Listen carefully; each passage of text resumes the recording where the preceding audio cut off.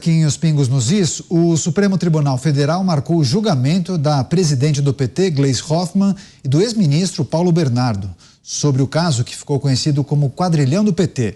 Essa ação será julgada em plenário virtual entre os dias 16 e 23 deste mês. Gleisi e outros integrantes do PT são acusados de participarem de um suposto esquema de recebimento de propinas, que teria rendido cerca de R$1,5 bilhão à cúpula petista entre os anos de 2002 e 2016. Lula, Dilma, Palocci, Guido Mantega e João Vacari Neto já foram absolvidos neste caso. Então vamos repercutir com os nossos comentaristas. Cláudio Dantas, em Brasília. Dantas, presidente do PT, Gleisi Hoffmann, na mira do Supremo Tribunal Federal. O que nós podemos esperar desse julgamento? Nada. Podemos esperar o arquivamento desta ação.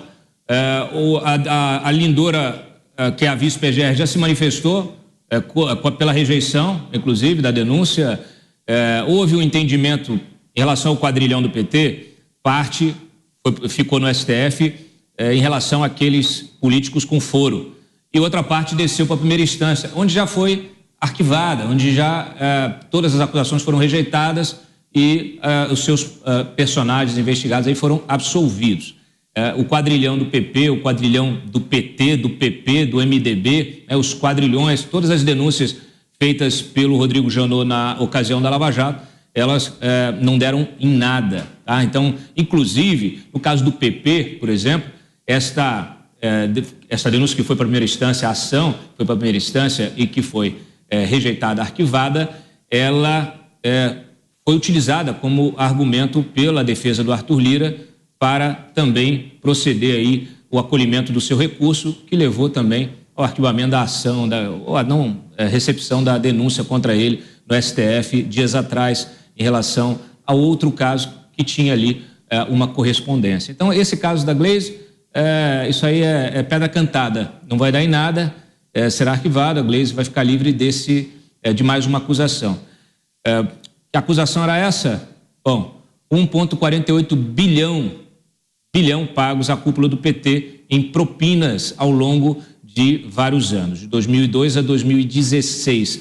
Vantagens ilícitas pagas por desvios em contratos na Petrobras, do BNDES, no Ministério do Planejamento e diversos órgãos da administração pública. Por isso que toda a polêmica em relação à competência, seja da 13ª, seja aqui da PGR, nos casos do foro privilegiado, tudo isso foi naturalmente utilizado aí para o desmembramento das investigações, o envio para regiões diferentes, para justiças de competências diferentes, mas o fato é que todos esses esquemas estão interligados, porque quando você começou a investigar um, você puxou do outro e por aí foi, né? Então acabou se descobrindo um sistema oficial, quase paralelo, assim, introjetado no governo, um sistema corrupto que unia aí interesses públicos e privados. Então, não há nada a se esperar, infelizmente. Toda a investigação, todos os recursos que foram gastos para a recuperação desse dinheiro, né, todo o esforço de perícia, de busca de cooperação internacional, de relatórios da Receita Federal, todas as provas levantadas, depoimentos, tudo o que foi feito, as instruções dos processos, tudo isso tende a ser desmontado do ponto de vista jurídico. Mas a verdade histórica permanece. O crime aconteceu e o dinheiro foi roubado do cidadão. Tá certo. Agora também quero escutar Roberto Mota. Você concorda com o posicionamento do Cláudio Dantas? Nenhuma responsabilização a Gleisi Hoffmann e Paulo Bernardo? Muito provavelmente esse processo deve ser arquivado, Mota? Eu voto com o relator. A denúncia foi apresentada pela PGR em 2017. Em março desse ano, a vice-PGR pediu a rejeição da denúncia. Tente explicar isso a um cidadão brasileiro comum que trabalha como um condenado para pagar as contas no final do mês. Tente explicar isso para uma mãe que mora em uma comunidade carente de qualquer cidade do Brasil que não sabe qual vai ser o futuro dos seus filhos, que vive se equilibrando entre o desemprego, a fome, o narcotráfico que toma conta da região dela. Tente explicar que uma acusação de recebimento de 1,5 bilhão de propina para várias autoridades e políticos importantes não deu em nada.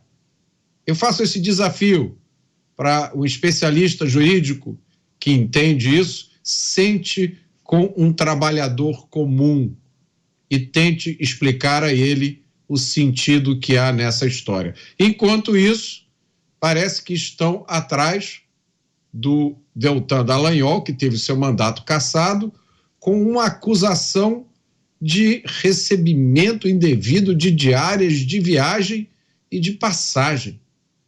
O único comentário que dá para fazer é: que país é esse? Agora, Cristiano Beraldo, caso a projeção de Cláudio Dantas e Roberto Mota se confirme, qual será o recado que a Corte dará para a sociedade brasileira, hein, Beraldo? O Mota e o Dantas estão completamente enganados. E, assim, o povo brasileiro todo também. Nós estamos enganados, porque o que houve, na verdade, foi uma grande confusão eleitoral. Tudo aquilo que a gente viu, aquelas malas de dinheiro, aqueles extratos de milhões de dólares lá na Suíça, as condenações que tiveram, por exemplo, o JBS para pagar 11 bilhões de reais de ressarcimento aos cofres públicos em razão do seu acordo de leniência, tudo isso foi um grande engano. Era simplesmente uma questão de caixa 2 eleitoral. E isso, no Brasil, convenhamos, isso não é importante. Porque importante mesmo é julgar a reunião feita pelo Jair Bolsonaro com os embaixadores. Isso precisa ser julgado e rápido. Importante é julgar se a decisão tomada pelo Tribunal Regional Eleitoral de dar legitimidade à candidatura e à vitória do Deltan Dallagnol, julgar se isso realmente merece. E aí a Corte viu que não merecia, Deltan não merecia ser deputado, isso é importante. O dinheiro que foi desviado pelo PT, pela quadrilha que se formou durante os governos petistas, que roubaram essa cifra astronômica, a justiça agora, e a imprensa amiga, e os influenciadores, e aquela turma bacana, isso não tem menor importância.